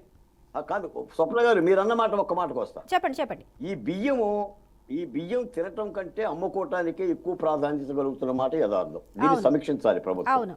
ఎందుకంటే ఇది ఆంధ్రప్రదేశ్ లో ఉపయోగం కంటే దాదాపు నాకు తెలిసి 90% ప్రజలు వీటిని తీసుకోవడం లేదు. కాబట్టి వీటి స్థానంలో మంచి బియ్యాన్ని ఇవ్వటమో దీన్ని సమీక్ష చేసుకోవటమో చేస్తే గనక ఈ అక్రమాలకు పూర్తిగా ఫుల్ స్టాప్ పడుతుంది. ఇదేదో అక్రమార్కుల కోసమే బియ్యాన్ని కేంద్ర ప్రభుత్వం 43 రూపాయలు కొని ఉచితంగా ఇచ్చి 70 రూపాయలకి దక్షిణాఫ్రికాకు అమ్ముకోమన్నట్టుగా ఉంది. కాబట్టి దీని మీద సమీక్ష చేసుకోవాల్సిన అవసరం కూటమి ప్రభుత్వానికి ఉంది. ఆ దిశగా ఏదైనా చర్యలు తీసుకుంటే మంచిది. ఓకే బాలకోటయ్య గారు, ఒక నిమిషం హోల్డ్లో ఉండండి. మహేశ్వరరావు గారు, ఇప్పటి వరకు ఈ 5 నెలల్లో నాదెండ్ల మనోహర్ 60,000 మెట్రిక్ టన్నులను ఆయన పట్టుకున్నారు, సీజ్ చేశారు. ఈ రైస్ ఏవైతే ఉన్నాయో అక్రమంగా రవాణా అయినవి కావచ్చు, అక్రమంగా నిల్వ ఉంచినవి కావచ్చు, 60,000 మెట్రిక్ టన్నులు ఆయన అధికారంలోకి వచ్చిన మొదటి రోజు నుంచే కూడా ఈ పని మీద, ఆయన శాఖకు సంబంధించి ఈ పని మీద ఆయన ప్రత్యేకంగా దృష్టి పెట్టారనే చెప్పాలి. 60,000 మెట్రిక్ టన్నులను ఆయన సీజ్ చేశారు. అయితే ఇక్కడ సీజ్ చేసిన వెంటనే వాటిని మళ్ళీ రిలీజ్ చేయడం జరుగుతుంది. అధికారులు దీని మీద ఎక్కువగా ప్రెషర్ పెడుతున్నారు, రిలీజ్ చేయవలసిన పరిస్థితి వస్తుంది అని కూడా పవన్ కళ్యాణ్ స్వయంగా అన్నారు. అంటే ఇలాంటి పరిస్థితి ఎందుకు వచ్చింది అంటారు? ఇంకొకటి అదేవిధంగా కురసాల కన్నబాబు కూడా సీజ్ చేశారు, ఏదో నామమాత్రంగా సీజ్ చేస్తారు, తర్వాత ఆటోమేటిక్గా వదిలేస్తారు, ఇది అలవాటే అన్నట్లు ఆయన కూడా ఒక స్టేట్మెంట్ ఇచ్చారు. అంటే ఇక్కడ ఎక్కడ లోపం ఉంది? ఇప్పుడు రేగడి లక్ష్మణ్ గారు చెప్పినట్లు వ్యవస్థలో ఉంది ప్రస్తుతం కూటమి ప్రభుత్వం. 5 ఏళ్లుగా రెవెన్యూ శాఖ అవ్వచ్చు, పోలీస్ డిపార్ట్మెంట్ అవ్వచ్చు, వాటెవర్ గవర్నమెంట్ అంతా కూడా వాళ్ళ చేతిలో ఉంది. దృష్టి పెట్టిన తర్వాత సీజ్ చేసిన అనంతరం కూడా వీటిని రిలీజ్ చేస్తున్నారంటే ఏంటి అర్థం? నమస్కారం మేడం. నమస్తే. ఆంధ్రప్రదేశ్ లో గత ప్రభుత్వం చేసింది ఇవన్నీ అని ఈ ప్రభుత్వంలోకి వీళ్ళకి 164 సీట్లు ఇచ్చారు. అంటే ఆ ప్రభుత్వంలో వీళ్ళు సమూలంగా మార్పులు చేస్తారన్న ఆలోచనతో వీళ్ళు సీట్లు ఇచ్చారు. గత ప్రభుత్వంలో మాలాంటి వాళ్ళని కూడా వీటన్నిటి మీద మాట్లాడాలి. ఇప్పుడు వీళ్ళు అధికారానికి వచ్చిన తర్వాత ఒక్కొక్క అంశం లేవనెత్తడం, ఆ అంశం తర్వాత మళ్ళీ చల్లబడిపోవడం, అంటే యాజ్ ఎ చార్ట్ అకౌంటెంట్ నేను చెప్పదలుచుకున్నది, ఒక అంశాన్ని లేవనెత్తడం, బేరం కుదిరిన తర్వాత క్లోజ్ అయిపోవడం, ఇది జరుగుతా ఉంది ఆంధ్రప్రదేశ్లో. మీకు ఒక ఎగ్జాంపుల్, కందుకూరు నియోజకవర్గంలో రేషన్ బియ్యం పట్టుబడ్డాయి, అంటే టన్ను లారీలు పట్టుబడ్డాయి. ఆ లారీలు పట్టుబడితే విలేకరులు మాట్లాడితే ఎమ్మటే ఆ పోలీస్ స్టేషన్లు ఉన్నాయి, పోలీసులు ఎస్ఐ ఎవరైతున్నారో, ఇవి నూకల బియ్యం కింద మార్చేసాడు. అంటే రేషన్ బియ్యం కాస్త నూకల బియ్యం కింద మారిపోయాయి. ఈ నూకల బియ్యం, ఇన్ని టన్నులు నూకల బియ్యం సో యానాదోళ్ళు తినడానికి తీసుకున్నారని మాట్లాడేసి ఎక్కడికెక్కడికి మార్చేశారు. అది మార్చేసి ఆ న్యూస్ రానియకుండా కావలి కందుకూరు నియోజకవర్గ ప్రాంతంలో ఇక్కడ ఎందుకు జరిగిందంటే, ఇక్కడ బయటకు వచ్చిందంటే ఈ రెండు గ్రూపుల మధ్య డిస్ప్యూట్ జరిగింది అక్కడ. అంటే ఇక్కడ నేను ఎందుకు చెప్తున్నానంటే, దాన్ని కూడా రాష్ట్ర ప్రభుత్వం రైట్ రాయల్ గా ఈ మాఫియాని ఎంకరేజ్ చేస్తా ఉంది. రెండు ప్రభుత్వాలు మూడు ఉన్నాయి, ఎందుకంటే ఇక్కడ ఎమ్మెల్యే కాడి నుంచి కింద లెవెల్ నుంచి అంత దాకా రైస్ వెళ్తున్నాయి. అంటే బీట్ కానిస్టేబుల్ నుంచి ఎమ్మెల్యే స్టేట్ లెవెల్ మొత్తానికి కూడా కమిషన్ వెళ్తా ఉంది. ఇక్కడ మనం చూస్తే 11,000 కోట్లు ఇంటూ 5 సంవత్సరాలు అంటే 50,000 కోట్లు. ఈ రాజకీయ నాయకుడికి మనీ ఎర్న్ చేయడానికి ఇది ఒక స్వర్గధామం అని చెప్పాలి. సో ఇలాంటి పరిస్థితుల్లో పవన్ కళ్యాణ్ నిన్న వెళ్ళి సీజ్ చేయడం ఆహ్వానించే పరిణామం. ఇక్కడ నేను పవన్ కళ్యాణ్ గారు మాట్లాడుతూ పోర్ట్లు ఉంది స్మగ్లింగ్ కోసం అంటే మేము అడుగుతా ఉన్నాం, మీరున్న బీజేపీ, మీరు మోసే బీజేపీ, గౌతమ్ అదానీ అనే వ్యక్తి ముంద్రా పోర్ట్లో సో డ్రగ్స్ 3,500 కేజీలు స్వాధీనం చేసుకుంటే అది విజయవాడ సుధాకర్ రెడ్డి అని అతనికి ఇండెంట్ వస్తే అతను ఒక బినామీ అయితే దాని మీద ఇప్పుడు వరకు చర్య తీసుకున్న దాఖలాలు లేవు. అంటే బేరం కుదిరింది, అయిపోయింది. అలాగే ఇప్పుడు గంగవరం పోర్ట్లో ఎక్స్పోర్ట్ చేశారని గంగవరం పోర్ట్ వచ్చి అదానీ కంట్రోల్లో ఉంది. ఈ మొత్తం కూడా చెప్పాలంటే దేశంలో ఈ పోర్ట్స్ అన్ని అదానికి సంబంధించిన వాళ్ళకి ఇవ్వడానికి ఒక రేషన్ ఎక్స్పోర్ట్కే కాదు, మనీ ఇంటెంట్ కూడా పంపించడానికి హవాలా ట్రాన్సాక్షన్స్ నేపథ్యం ఉన్న వ్యక్తి అతను. అది హిండెన్బర్గ్ రిపోర్ట్ లో క్లియర్ గా అతను మెన్షన్ చేసిందంటే మనీ ఇన్ మనీ అవుట్ చేస్తాడని. ఈ దేశ ద్రోహ కార్యక్రమాలకు పాల్పడుతున్న ఈ పోర్టులన్నీ కూడా కేంద్ర పరిధిలో ఉంటే మీరు కేంద్రానికి ఎందుకు మద్దతు ఇస్తున్నారు? కేంద్రానికి ఎందుకు వెళ్ళి మద్దతు ఇస్తున్నారు? మహారాష్ట్రకి ఎందుకు వెళ్ళి కేంద్రం సపోర్ట్ చేస్తున్నారు? ఒకవైపు ఏమో శుద్ధపూసి మాట్లాడతాం, రెండో వైపు ఏమో ఆ కేంద్రానికి వెళ్ళి మద్దతు ఇవ్వడం, ఆ కేంద్రాన్ని సపోర్ట్ చేయడం. తమ్ముడు అన్నట్టు సో మీరు మాట్లాడేదానికి మీరు చేసేదానికి తేడా ఉందనేది నేను చెప్పదలుచుకుని, మీరు నిజంగా నిజాయితీగా ఉంటే మీరు బీజేపీ నుంచి బయటకు వచ్చి గంగవరం పోర్టు తీసేసుకోండి బ్యాక్. అలాగే ముంద్రా పోర్టు ఉంది, ముంద్రా పోర్టులో కూడా ఇదే జరుగుతా ఉంది, మాట్లాడండి. గతంలో ఈ గంజాయి తాలూకా 3,500 కోట్ల మీద పోలీసుల్ని ఎంక్వైరీ చేయమండి, రామ్ గోపాల్ వర్మ లాంటి కేసులు వదిలేసి వీటి మీద పెట్టమనండి. గంజాయి విచ్చలవిడిగా జరుగుతుంది, దాని మీద పెట్టమనండి. ఈ ఏదైతే ఈ మాఫియా ఉందో దీని మీద పడమనండి. ఇవేవి చేయరు. ఓరిక రాజకీయంగా కామెంట్ చేసుకోవటం, డిస్కస్ చేయటం, బేరం కుదిరితే వదిలేయటం. ఇక్కడ ఇందాక జనసేన నాయకులు అంటున్నారు మా పవన్ కళ్యాణ్ సత్యులుడు ఇది అంటే ఆయన నిబద్ధత ఉన్నాడంటే, నేను మళ్ళీ చెప్తున్నాను, చిన్నప్పుడు పవన్ కళ్యాణ్ అభిమానులు డిగ్రీ చదివే టైంలో పవన్ కళ్యాణ్ చెగోవేరా అనేది పూర్తిగా తీసుకుంటారు. అలాంటి పవన్ కళ్యాణ్ కాషాయం వేసుకొని సనాతన ధర్మాన్ని ఎందుకంటున్నాడు? పవర్ కోసమే కదా. అంటే పవర్ కోసం మనిషి మారే వాళ్ళు నిబద్ధత ఎలా ఉందనుకుంటాం, నిజాయితీ ఎలా ఉంటుంది అనేది నేను చెప్పదలుచుకున్నాను. ఇక్కడ ఇంకో పాయింట్ మీకు చెప్పదలుచుకుంది, రాష్ట్రంలో ప్రతి రాష్ట్రంలో 30% కరప్షన్ జరుగుతూ ఉంది. అంటే 3 లక్షల కోట్ల బడ్జెట్ అయితే 30% అంటే 90,000 కోట్ల వరకు ఎవ్రీ ఇయర్ కరప్షన్ జరుగుతూ ఉంది. ఈ కరప్షన్స్ కానీ కంట్రోల్ చేయగలిగితే ఆంధ్రప్రదేశ్కి అప్పులు తేవాల్సిన అవసరం లేదనేది చెప్పదలుచుకున్నాం. ఇంకా నా ప్రతిపాదన నేను చెప్పదలుచుకుంది ఆమ్ ఆద్మీ పార్టీ నుంచి, ఈ కరప్షన్ మీరు కంట్రోల్ చేయాలనుకుంటే 2000 లేదా 1985లో కిలో ₹2 బియ్యం అనేది అవసరం. ఎందుకంటే మా ప్రకాశం జిల్లా వాళ్ళకి ఆ రోజు ఫుడ్ సెక్యూరిటీ లేదు కాబట్టి ఆ రోజు రైస్ మాకు ఉపయోగపడింది, దాంతో ఆహార భద్రత వచ్చింది, చదువుకున్నాం, ఈ స్థాయికి వచ్చాం. ఇప్పుడు ఆ పథకం అవసరం లేదు, ఎందుకంటే ఎవరు కూడా ఫుడ్కి ఇబ్బంది పడే పరిస్థితి లేదు, ఆ రైస్ తినే పరిస్థితి లేదు. ఆ మనీ ఏదైతే ఉందో సంవత్సరానికి 11,000 కోట్లు ఉంటాయి, అంటే 55,000 కోట్ల మనీ అన్ఫ్రీజ్ అవుతుందా? 55,000 కోట్ల మనీని అభివృద్ధి పెట్టండి, ఆ పథకం తీసేయండి. లేదా ఆ పథకం కంటిన్యూ చేయాలంటే ఆ పథకం ద్వారా అర్హులైన వాళ్ళకి డీబీటీ ట్రాన్స్ఫర్ చేయండి. డీబీటీ చేయట్లేదంటే మీ ప్రభుత్వం ఇక్కడ మళ్ళీ కల్పవృక్షంగా మా ఎమ్మెల్యేలు 70 కోట్లు పెట్టారు, మా ఎమ్మెల్యేలు కలెక్షన్ చేయాలి కాబట్టి కింద లెవెల్లో రైజ్ చేయటం, మళ్ళీ సో రాష్ట్ర స్థాయిలో వచ్చేకి చంద్రబాబు నాయుడు గారు, పవన్ కళ్యాణ్ గారు మళ్ళీ ఈ వీధి గ్రామాలు ఈ నాటకాలన్నీ కూడా మొదలు పెట్టడం. ఇక్కడ మేము చెప్పదలుచుకుంది, ప్రభుత్వం మీది, వైసీపీ కాదు, ప్రభుత్వం మీది. అంత రైస్ మీ దగ్గరికి అక్కడికి వచ్చిందంటే మీ ప్రభుత్వంలో అన్ని వ్యవస్థలు సహకరిస్తా ఉన్నాయి. ఆ వ్యవస్థలు సహకరించే దాని మీద మీరు మాట్లాడాలి కానీ గతంలో వైసీపీ అది చేసింది, గతంలో ఆయన చేశాడు ద్వారంపూరి చంద్రరేఖ రెడ్డి రైస్ రెడ్డి అంటే రైస్ రెడ్డితో మీరు మింగిలేయారంటే అవినీతికి మీరు పాల్పడుతున్నట్టే కదా ఇవన్నీ మహేశ్వరరావు కూడా గారు. ఏంటంటే రాష్ట్రంలో జనాలను గొర్రెలు చేయడానికి ముఖ్యంగా చెప్పాలంటే ప్రభుత్వంలో మేమే ఉంటాం, ప్రతిపక్షంగా మేమే మాట్లాడతాం, మేమందరం కూడా గొర్రెలమే మీరు చెప్పింది వినాలన్న ఉద్దేశం ఈ రెండు పార్టీల్లో ముఖ్యంగా టీడీపీలో చంద్రబాబు నాయుడు గారైనా చండశాస్త్రిని ఇవని మాట్లాడతాం, కింద లెవెల్ వచ్చేది. అలాగే ఓకే, పవన్ మహేశ్వరరావు గారు కళ్యాణ్ ఒక్క నిమిషం అండి. నిజాయితీగా మహేశ్వరరావు గారు మాట్లాడతాం. ఒక్క నిమిషం కింద హోల్డ్ లో లెవెల్ ఉండండి. వచ్చేకి వ్యవస్థ అంతా జరుగుతా ఉంది, దీని మీద మాట్లాడే పరిస్థితి లేదని చెప్పదలుచుకున్నాడు. ఓకే, దీని మీద మహేశ్వరరావు మాట్లాడాలి. ముఖ్యంగా నిన్న పోర్టు గురించి మాట్లాడి పోర్టులు ఉంది స్మగ్లింగ్ కోసం కాదన్నప్పుడు ముంద్రా పోర్టు అదానికి ఎందుకు ఇచ్చారు? ఎందుకంటే ఒక హవాలా ఆరోపణలు ఉన్న వ్యక్తికి ముంద్రా పోర్టు ఎందుకు ఇచ్చారు, గంగవరం పోర్టు ఎందుకు ఇచ్చారు, ఈ పోర్టులన్నీ కూడా అదానికి ఎందుకు కట్టబెట్టారు అనేది కానీ గట్టిగా ఈవెన్ కృష్ణపట్నం పోర్టు, రేపు మచిలీపట్నం పోర్టు కానీ అదాని మీద మాట్లాడే దమ్ము ధైర్యంగా చేయగలిగితే మేము ఈ చిత్తశుద్ధిని అభినందిస్తాం అనేది ఆమ్ ఆద్మీ పార్టీ తరఫున. NFC national food security scheme కింద పేదలకు ఈ రేషన్ బియ్యాన్ని అందజేస్తూ ఉంటారు. ఆహార భద్రత కోసం ఇస్తున్న పథకం ఇది. కేంద్ర ప్రభుత్వం నుంచి 90 లక్షల కార్డులకు ఈ పథకం ద్వారా లబ్ధి చేకూరుతుంది. అదేవిధంగా రాష్ట్ర ప్రభుత్వం నుంచి 60 లక్షల కార్డుల వరకు ఈ యొక్క లబ్ధి అనేది చేకూరుతుంది. అయితే వీళ్ళందరిలో ఎంతమంది రేషన్ తీసుకుంటున్నారు, ఎంతమంది తీసుకోవటం లేదన్న విషయం పక్కన పెడితే బియ్యానికి సంబంధించి 80% పక్కదారి పడుతుంది. కేవలం 20% ప్రజలు మాత్రమే వాటిని వినియోగిస్తూ ఉన్నారు. అది కూడా ఒక దోశలు కానీ ఈ విధంగా. కానీ రైస్ పరంగా అంటే భోజనం పరంగా తినే పరిస్థితి లేదు. అంటే ఇలాంటి రైస్ ఇవ్వడం కన్నా వారికి డబ్బుల పరంగా ఇస్తే వారు కావాల్సిన ధాన్యాన్ని కొనుక్కొని వారు తినగలుగుతారు అన్న ప్రతిపాదన కూడా ముందుకు వస్తుంది. ఎందుకంటే ఇక్కడ తీసుకున్న బియ్యాన్ని ఇతర దేశాలు 60 నుంచి 70 రూపాయలకు అమ్ముతున్నారు. అదేవిధంగా రైతులకి మద్దతు ధర కోసం కేంద్ర ప్రభుత్వం 43 రూపాయలకి వీటిని కొనుగోలు చేస్తుంది. అయితే పేద ప్రజలకి ఆహార భద్రత కోసం దీన్ని కేవలం 10 రూపాయలకు మాత్రమే కేంద్ర ప్రభుత్వం అందిస్తుంది. అంటే కేంద్ర ప్రభుత్వం 43 రూపాయలకు కొని పేదల కోసం 10 రూపాయలకి ఇస్తే దీనిని 60 నుంచి 70 రూపాయలకు విదేశాలకు అమ్ముతున్నారు. అంటే ఇక్కడ కేంద్ర ప్రభుత్వం నష్టపోతుంది, ప్రజలు నష్టపోతూ ఉన్నారు.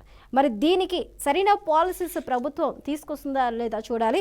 లక్ష్మణ్ గారు గతంలో రేషన్ వ్యవస్థ ఏదైతే ఉందో ఆ షాపులను కూడా తీసేసి 9260 వెహికల్స్ను ఇంటింటికి మేము అందజేస్తామంటూ కూడా జగన్ ప్రభుత్వం తీసుకొచ్చింది.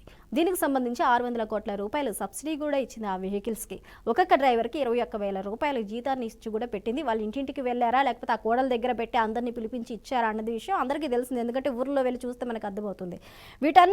వీటన్నిటికీ కూడా ఈ యొక్క మాఫియాని ఎంకరేజ్ చేయడానికి ఇవన్నీ చేశారు. ఇది ఒక స్కామ్, ఇది అందరికీ తెలుసు జగన్తో సహా. మరి మీరేమంటారు? ఈ పథకం తీసుకొచ్చిందే 9260 వెహికల్స్ రేషన్కి తీసుకొచ్చిందే దీనికోసం, మీరేమంటారు? పచ్చకామెరలకు లోకమంతా పచ్చగా కనబడుతుంది అన్నట్టుగా వాళ్ళు ఎల్లో మీడియా కాబట్టి ఎల్లో మీడియా ప్రవేశపెట్టినా ఎల్లో మీడియా సంబంధించి పార్టీలు మాట్లాడిన అలాగే ఉంటాయి. ఈ రోజున నేను చెప్పేది ఏంటంటే మేడం, ఈ రోజున జగన్మోహన్ రెడ్డి గారు మీరే చెప్తున్నారు 9200 వెహికల్ పెట్టారండి. తద్వారా ఎంతమందికి ఆయన ఉపాధి కలిగించారండి, ఎంతమందికి ఉపాధి వచ్చింది, ఎంతమందికి సొంత వాహనాలు. ఆ వాహనం కూడా ఎవరైతే ఆ డ్రైవర్ ఉంటారో ఆ డ్రైవర్కి ఆ వాహనం సొంతదారుగా సబ్సిడీ ద్వారా ఇచ్చింది. ఇప్పుడు మీరు ఆ పథకం తీస్తారనుకోండి, ఆ వాహనం కూడా ఎవరైతే డ్రైవర్గా వెళ్ళారో ఆయనకి చెందుతుంది, గవర్నమెంట్కి చెందవు ఆ వాహనాలు. సో దీని ద్వారా జగన్మోహన్ రెడ్డి గారు ఏంటంటే ప్రతి ఒక్కరు కూడా ఉపాధి కల్పించాలని ఒక భావనతో, ప్రజలకి ఇంటి వద్దకే రేషన్ ఇవ్వాలని ఒక భావన చాలు. ఇంటింటికి వెళ్ళి రేషన్ తీసుకెళ్ళి ఇచ్చారు. అక్కడ ఒక ఉపాధిని క్రియేట్ చేశారు.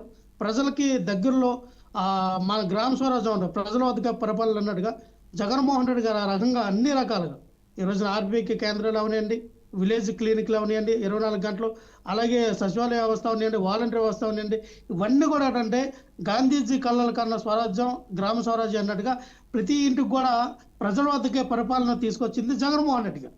నాకు తెలిసినంత వరకు ఈ 75 సంవత్సరాల స్వతంత్రం వచ్చి 78, 79 సంవత్సరాల తర్వాత కూడా ఏ ముఖ్యమంత్రి కూడా దేశంలో ఇంక్లూడింగ్ ఇప్పుడు ప్రధానమంత్రిగా ఉన్నటువంటి నరేంద్ర మోడీ గారు కూడా ఇటువంటి పరిపాలన చేయలే. అటువంటి దిక్సూచి ఇచ్చారు ఆయన జగన్మోహన్ రెడ్డి గారు. లక్ష్మణ్ గారు, ఇందాక మీరు ఒక మాట అన్నారు, ముడుపులు అనేవి ప్రస్తుత ప్రభుత్వం వాళ్ళకి అందట్లేదు కాబట్టి ఇలా సీజ్ చేయటం కానీ లేకపోతే ఆకస్మిక తనిఖీలు చేయడం కానీ చేస్తున్నారు అన్నారు. ముఖ్యంగా పవన్ కళ్యాణ్కో, లోకేష్కో లేకపోతే చంద్రబాబు నాయుడుకో అందవలసిన ముడుపులు అందలేదు అని. అంటే మరి గత 5 ఏళ్లలో ఎవరెవరికి ముడుపులు అందించారు, ఎవరెవరు ఎంతెంత తీసుకున్నారు, అంటే ఈ 5 ఏళ్లలో కూడా ఈ అక్రమ రవాణా జరిగింది అనేది చాలా స్ట్రాంగ్గా చెప్తున్నారు, ఆధారాలు ఉన్నాయంటున్నారు. అయితే దీనికి సంబంధించి ఈ 5 ఏళ్లలో 1,30,00,000 మెట్రిక్ టన్నులు ఇలా దేశ సరిహద్దులు దాటి వెళ్ళిపోయాయి. 45,000 కోట్లు వీటి విలువ సుమారు అన్నారు. మరి ఈ 45,000 కోట్ల విలువైన వాటిల్లో ఎంత మేర గత ప్రభుత్వానికి ముడుపులు అందాయి, ఎవరెవరికి ఇచ్చారు? మీరు సబ్జెక్టు కరెక్షన్ చేసుకోండి. నేను అనేది ముడుపులు పవన్ కళ్యాణ్ గారికి అందలేదు కాబట్టినే ఆయన రోడ్ల మీదకి వచ్చి వేరే విధంగా చేస్తా ఉన్నారు. జనసేన పార్టీ వాళ్ళకి, నారా చంద్రబాబు నాయుడు గారికి, లోకేష్ గారికి ఇవ్వాల్సిన ముడుపులు ఆయనకు అందిపోయినాయి. వాళ్ళకి అందిపోయినాయి కాబట్టి సీజ్ అయిన షిప్ లో నిలిచి ఉన్న బియ్యాన్ని కూడా బ్యాంకు గ్యారంటీ ద్వారా బయటకు వెళ్ళిపోయినాయి. అంటే అర్థం ఏంటి? పెద్ద స్థాయిలో వ్యక్తులు ఉన్నారు. 6 నెలల నుంచి నన్ను కాకినాడ పోర్టులకి అడుగు పెట్టనివ్వట్లేదని ఒక పవన్ కళ్యాణ్ గారు, ఒక సాధారణ వ్యక్తి, మీరు అన్నారు సాధారణ వ్యక్తి కాదు కదా, ఎవరు ఆపారు ఆయన్ని? జగన్మోహన్ రెడ్డి గారు ఆపారా? నాతో దారంపూడి చంద్రశేఖర్ రెడ్డి గారు ఏమైనా గేట్లు వేస్తారా? బాబు నువ్వు గేటు తాట వస్తే నీకు తాట తీస్తానన్నారా? లేదు కదా. నువ్వు ఒక ఉప ముఖ్యమంత్రి కదా, నీకు ఎక్కడైనా అడుగుపెట్టే రైట్స్ ఉన్నాయి కదా, ఎందుకు రాలేకపోయారు? ఎందుకు అడుగు పెట్టలేకపోయారు? అంటే మిమ్మల్ని ఎవరో ఆపుతూ ఉన్నారు. మీకన్నా బలమైన వ్యక్తి ఎవరో ఆపుతూ ఉన్నారంటే, మీకన్నా బలమైన వ్యక్తి ఎవరు? చంద్రబాబు నాయుడు గారు, లోకేష్ గారు, వాళ్ళు ఆపుతూ ఉన్నారు. అరే బాబు నువ్వు ఎక్కడ పడితే అక్కడ, ఇది సినిమా కాదు, ఓజీ కాదు, అరేరా వేరమల్లు సినిమా కాదు, ఇక్కడ జరగవలసిన కార్యక్రమాలు చాలా ఉంటాయి. అది మనం చూసి చూడనట్టు వెళ్ళిపోవాలి. మనకు రావాల్సిన అమౌంట్ మనకు వస్తుంది. నీకు రావాల్సింది ఏమైనా ఉంటే నీకు కావాల్సింది నువ్వు చేసుకొని ఆయన అంటే, అరే మాకు రావాల్సిన ఎలా వస్తుంది అనేది మనోహర్ గారు, పవన్ కళ్యాణ్ గారి సినిమా అక్కడ చూపించు. ఏమండి సార్, ఇప్పుడు నేను అనేది గత ప్రభుత్వం చేసిందా? మా ప్రభుత్వంలో సెటిల్ చేసుకున్నాం. వీళ్ళ ప్రభుత్వంలో చంద్రబాబు నాయుడు, లోకేష్ గారు చేసుకుంటున్నారు. పవన్ కళ్యాణ్ గారికి వీళ్ళకిద్దరికి బేరం కుదరక ఈ చర్చ తెచ్చారు. అది మాట్లాడాడు. అది నేను చెప్పేది. అంటే మీ ప్రభుత్వంలో జరిగిందనే కాదు ఇది. ఇప్పుడు మా ప్రభుత్వంలో జరిగిందా జరగలేదా అని కాదండి. మా ప్రభుత్వంలో జరగలేదు. మీ ప్రభుత్వంలో జరగలేదు. మీ గతంలో అనలేదు. మళ్ళీ మీరు సబ్జెక్టు కరెక్షన్ చేయాలా? మళ్ళీ అదే అన్నా, గతంలో జరిగింది మాకు ముడుపులు వచ్చింది. గతంలో 5 ఏళ్ల నుంచి జరిగింది. దీనికి 1,30,00,000 మెట్రిక్ టన్నులు దేశ సరిహద్దులు దాటి వెళ్ళాయి. దీని విలువ సుమారు 45,000 కోట్ల రూపాయల విలువ అనేది ఇక్కడ అధికారికంగా చెప్తూ ఉన్నారు. అయితే గతంలో కూడా ఇప్పుడు మీరు చెప్తున్నట్లు లక్ష్మణ్ గారు రిపోర్ట్ ఎవరు ఇచ్చారు? లెక్కలు ఎవరు చెప్పారు? అవి లెక్కలు ఎవరు చెప్తారండి? నాదెండ్ల మనోహర్ గారు చెప్పారు, పవన్ కళ్యాణ్ చెప్తున్నారు, అందరు చెప్తున్నారు, ఒక్కళ్ళని కాదు అందరు చెప్తున్నారు. లక్ష్మణ్ గారు, మహేష్ రావు గారు ఒక్క నిమిషం వినండి సార్. 52 లక్షల మెట్రిక్ టన్నుల బియ్యాన్ని వినండి సార్, వినండి. ఎవరు కూడా మీకు ఎక్కడ మిస్యూజ్ జరుగుతుందంటే, ఎవరికైతే బీపీఎల్ బిల్ అంటే బిలో ప్రావర్టీ లైన్ కింద ఉన్న వాళ్ళకి కాకుండా మిగతా వాళ్ళకి కూడా రేషన్ కార్డులు ఉన్నాయి, వాళ్ళు తీయండి. ఎవరైతే సంపన్నులు ఉన్నారో వినండి సార్, వినండి, మీకు అర్థం కావట్లా. ఎవరైతే సంపన్నులు ఉన్నారో, ఎవరైతే ఉద్యోగస్తులు ఉన్నారో వాళ్ళకు కూడా ఈ రోజున వైట్ రేషన్ కార్డు ఉంది. వినండి సార్, మీ తర్వాత మాట్లాడండి. బిలో పవర్టీ లైన్ ఉన్న వాళ్ళు తీసుకొని వాళ్ళు వాడుకోవట్లేదు కాబట్టి దాని నుంచి వినండి సార్. వాడుకోవట్లేదా మీరు ఎలాగంటారు? చెప్తాను, ఎవరు వాడుకోవట్లేదు? సుబ్బారెడ్డి ఇంకా దారుణం. అందరూ వాడుకోవట్లేదు అన్నట్టు మీరు. లక్ష్మణ్ గారు ఒక్క నిమిషం అండి. లక్ష్మణ్ గారు, మహేశ్వరరావు గారు 50% మంది వాడతారు, 50% మంది మిస్యూజ్ అవుతున్నాయి. చెప్పేది వినండి, 50% మంది వాడతారు, 50% మంది మిస్యూజ్ జరిగితే జరగట్లేదు. అట్లా ఒక ఊర్లో మహేశ్వరరావు గారు ఒక్క నిమిషం అండి. మహేశ్వరరావు గారు ఒక్క నిమిషం ఉండండి. లక్ష్మణ్ గారు, స్వప్న గారు చెప్పండి. నేను అనేది ఏంటంటే, ఒక్కొక్క ఊర్లో ఒక్కో రేటు పెట్టి అమ్మేస్తున్నారండి. ఇప్పుడు మా ఊర్లో 25 రూపాయలు అమ్ముతా ఉన్నారు, విజయవాడలో 11 రూపాయలు అమ్ముతా ఉన్నారు, మంగళగిరిలో అయితే నాకు తెలిసి 15 రూపాయలు అమ్ముతా ఉంటారు. ఎక్కడ ఎంత అమ్ముతున్నారు అన్న విషయం కూడా మీకు తెలుసు, కానీ 5 ఏళ్లలో ఎలాంటి చర్యలు మీరు తీసుకోలేదు. మీరు అన్నారు లక్ష్మణ్ గారు ఒక్క ఏమని? నిమిషం అండి, ఒక్క నిమిషం ఈ అండి. పథకాన్ని తీసివేసి ఉమ్, అమ్మా ఈ పథకాన్ని తీసివేసి 2500 3000 ప్రజలకు ఇస్తే కొనుక్కుంటారు కదండి. అవును.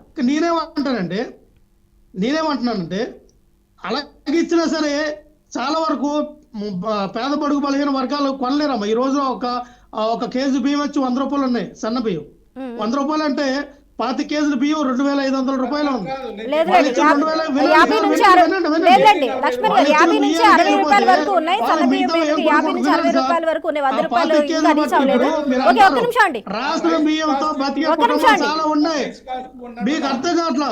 మీరు చిన్న బియ్యం తింటారేమో. ఓకే, లక్ష్మణ్ నేను గారు ఒక్క రాష్ట్ర నిమిషం బియ్యం అండి. తింటానండి. లక్ష్మణ్ గారు ఒక్క నిమిషం. మహేశ్వర్ గారు నేను ఇప్పుడు కూడా రాష్ట్ర బియ్యం తింటాను నేను. అమౌంట్ ఇస్తే వాళ్ళకి ఇంకో 10 రూపాయలు అవును, ఒక్క నిమిషం అండి. మహేశ్వర్ గారు, లక్ష్మణ్ గారు దయచేసి ఒక్క నిమిషం హోల్డ్ మీ అవ్వండి. గురించి నేను అనట్లా. నేను చెప్పేది ఏంటంటే ఇప్పుడు కూడా నేను రాసిన బియ్యం తింటాను. ఓకే, లక్ష్మణ్ గారు ఒక్క నిమిషం అండి. కొన్ని స్థాయిలో లేరు. ఒక్క నిమిషం అండి లక్ష్మణ్ గారు.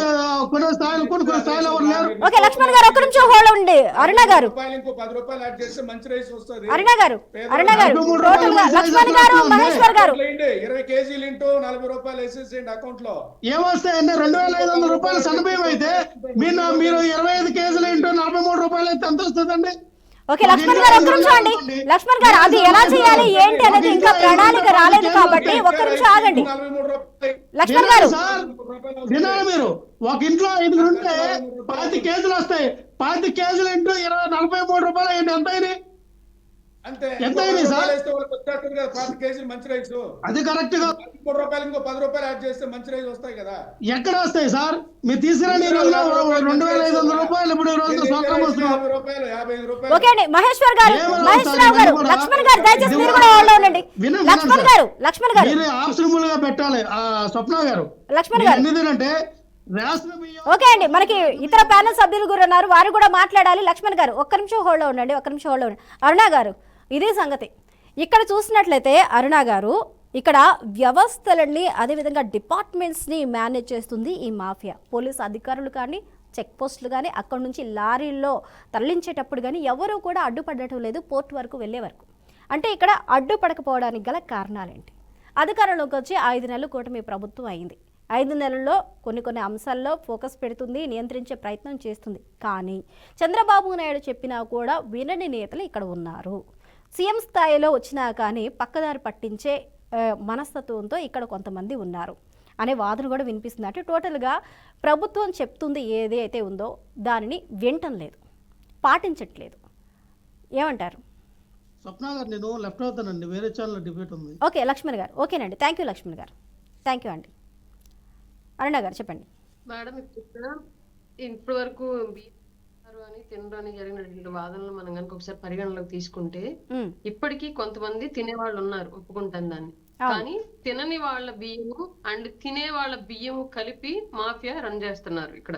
ప్రధానంగా దీనికి సంబంధించి మనం తీసుకోవాల్సిన చర్య ఏంటి అంటే, తినని వాళ్ళని స్వచ్ఛందంగా ఆ బియ్యం అనేటువంటి ఆ రేషన్ ని వదిలేసుకుంటే మిగతా పథకాలకు సంబంధించినటువంటి ఎలాంటి కోతలు ఉండవు. కేవలం మీరు బియ్యం తినట్లేదు కాబట్టి బియ్యం వదిలేసుకోండి అంటే స్వచ్ఛందంగా చాలా మంది వదిలేసుకుంటారు. నాలాంటి వాళ్ళు, మాకు బియ్యం వస్తాయి బట్ నేను తినను, ఎవరో ఒకరికి ఇచ్చేసేయాలి అవి.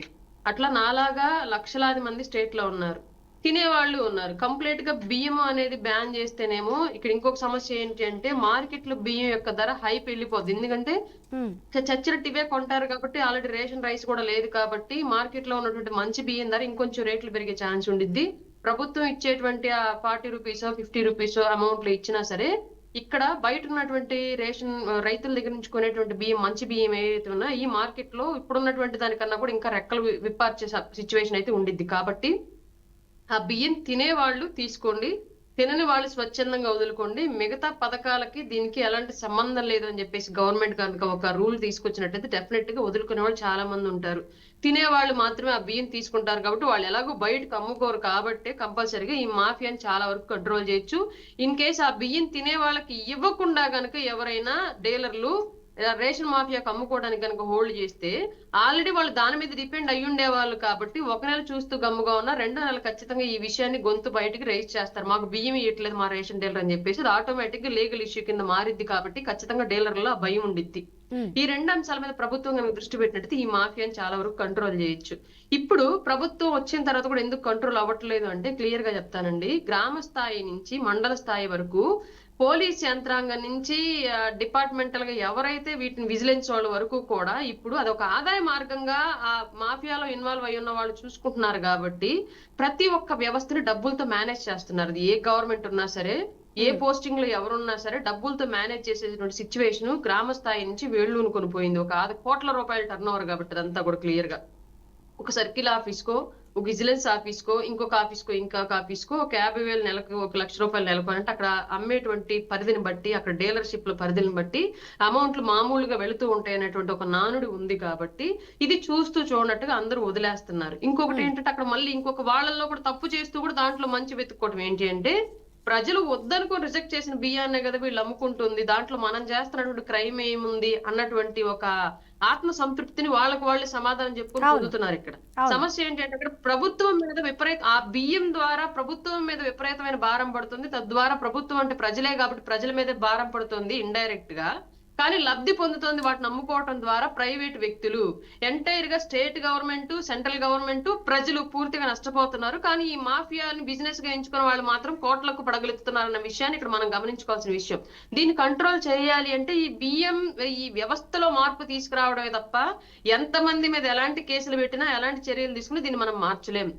పునాది నుంచి గ్రామ స్థాయి నుంచి వేళ్ళూనుకొని పోయి ఉంది కాబట్టి మామూళ్ళ రూపంలో ప్రతి ఒక్కరిని చల్లబరుస్తున్నారు కాబట్టి ఇవాళ డబ్బు కమ్ముడుపోని వ్యవస్థలు అనేవి దాదాపుగా లేవు కాబట్టి అందరినీ డబ్బుతో కొనేస్తున్నారు కాబట్టి ఇది ఆపడం సాధ్యమయ్యే విషయం కాదు. ఏ ప్రభుత్వాలు వచ్చినా సరే దీన్ని ఆపాలి అంటే పూర్తిగా ఆ రేషన్ విధానంలోనే మార్పులు తేవాల్సిన అవసరం అయితే ఉంది. గతంలో మా గవర్నమెంట్ అంటే మా పార్టీ గతంలో ఉన్నటువంటి మేనిఫెస్టోలో మహిళలకు డైరెక్ట్ గానే ఈ రేషన్ సరుకులకు సంబంధించినటువంటి అమౌంట్ ని డైరెక్ట్ గా అకౌంట్లో వేస్తే సగం దీన్ని నిర్మూలించవచ్చు అని చెప్పేసి అప్పట్లో మా పార్టీ తీసుకున్నటువంటి ఎజెండా.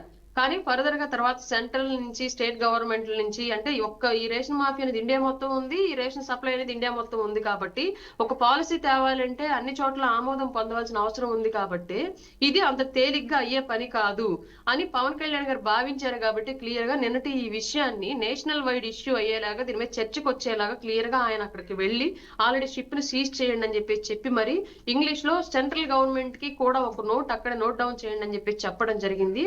అలాగే ఈ మాఫియాలో ఇన్వాల్వ్ అయినటువంటి రాజకీయేతర శక్తులు, వ్యాపారస్తులుగా ఉన్నటువంటి ఎవరైతే ఉన్నారో కొన్ని పేర్లు కూడా చెప్పారు పవన్ కళ్యాణ్ గారు. వీళ్ళందరూ ఈ పోర్టుల్లో భాగాలు తీసుకుంటూ ఈ పోర్టుల్ని ఇలా అక్రమ స్మగ్లింగ్ కి యూజ్ చేస్తున్నారు అని చెప్పేసి ఆయన క్లియర్ గా చెప్పడం జరిగింది. దీని మీద ఇప్పుడు పెద్ద ఎత్తున జాతీయ స్థాయిలో చర్చకు వచ్చి ఈ రేషన్ విధానంలో మార్పులు తేవాల్సిన అవసరం అయితే ఉంది. నేను బియ్యం వదులుకుంటే మళ్ళీ బియ్యం తీసుకోకపోతే మళ్ళీ నాకు మిగతా పథకాలు కూడా కట్ అవుతాయి అనే భయంతో నేను కంటిన్యూ అవుతా. ఎందుకంటే నాకు నేను బియ్యం తినను కానీ మిగతా పథకాలకు అన్నింటికి అర్హురాలని మెడికల్ గా ఇందులో ఈ పాలసీలో చేంజెస్ అనేవి తీసుకురావాలంటారు. ఓకేనండి అరుణ గారు ఒక నిమిషం ఉండండి. బాలకోటయ్య గారు, పవన్ కళ్యాణ్ పోర్టుకి వెళ్ళి ఆ షిప్లోకి వెళ్తుంటే అధికార పార్టీ అయ్యుండి డిప్యూటీ సీఎంగా ఉండి పవన్ కళ్యాణ్ని కూడా లోపలికి ఎంటర్ చేయకుండా కొన్ని నిమిషాల పాటు అక్కడ ఆపేసిన పరిస్థితి. అంటే అధికార యంత్రాంగం మాఫియా చేతిలో ఎంత స్ట్రాంగ్గా ఇరుక్కుపోయింది అని చెప్పడానికి అదొక్క సంఘటన చాలు. అంటే స్వయాన డిప్యూటీ సీఎంకి అక్కడ ఎలవలేదు, అంటే ఇబ్బందులు ఉన్నాయి, అక్కడ సరిగా లేదు, అనేకమైన రీజన్స్, ఎస్పీ లీవ్లో ఉండటం, కలెక్టర్ అందుబాటులో లేకపోవటం, ఇవన్నీ కూడా దేనికి సంకేతం అండి? దీనికి ప్రభుత్వానికి ఇది సవాల్ కాదు అంటారా? ఎందుకంటే గతంలో జరిగినవే మళ్ళీ ఇదే విధంగా జరుగుతాయి, ఇలాగే జరుగుతాయి, ఎవరు వచ్చినా సరే మాకేం పట్టదు, మేము ఇంతే ఉంటాం అనేది సవాల్ కాదంటారా కోటయ్య గారు? స్వప్న గారు, మిమ్మల్ని ఒక ప్రశ్న అడుగుతున్నా. నేను ఒక ఉప ముఖ్యమంత్రి అయ్యుండి ఆ రాష్ట్రంలో తన పరిపాలనలో కాకినాడ పోర్టుకి వెళ్ళి ఇదిగోండి ఈ పోర్టు ద్వారా 48,000 కోట్ల రూపాయల అక్రమ బియ్యం ఎగుమతి అవుతుంది అని చెప్పటం ఒక ఉప ముఖ్యమంత్రిగా తప్ప గొప్ప? చెప్పొచ్చా చెప్పకూడదా? నేరమా? నేనేమంటే స్వప్న గారు, రేషన్ బియ్యం ప్రజలకు పూర్తిగా ఉపయోగపడుతున్నాయా, ఉపయోగపడటం లేదా, ఉపయోగపడితే ఏ మేరకు ఉపయోగపడుతున్నాయి, వీటిని ఎలా నియంత్రించుకోవాలి లేదా ఎలా మార్చుకోవాలి అనేది ప్రభుత్వ విధానాలకు సంబంధించిన నిర్ణయం. ఒక విధంగా చెప్పాలంటే రేషన్ బియ్యంలో పూర్తి సమీక్ష జరగాలని కూడా నాలాంటి వాళ్ళు కూడా చెప్తారు. ఎందుకంటే 90% ఉపయోగపడటం అనేది.